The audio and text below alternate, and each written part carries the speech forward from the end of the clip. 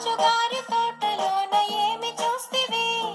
రాణిగారి పూల చెట్ల సొగసు చూస్తిని. పూల చెట్లు చూసి నువ్వు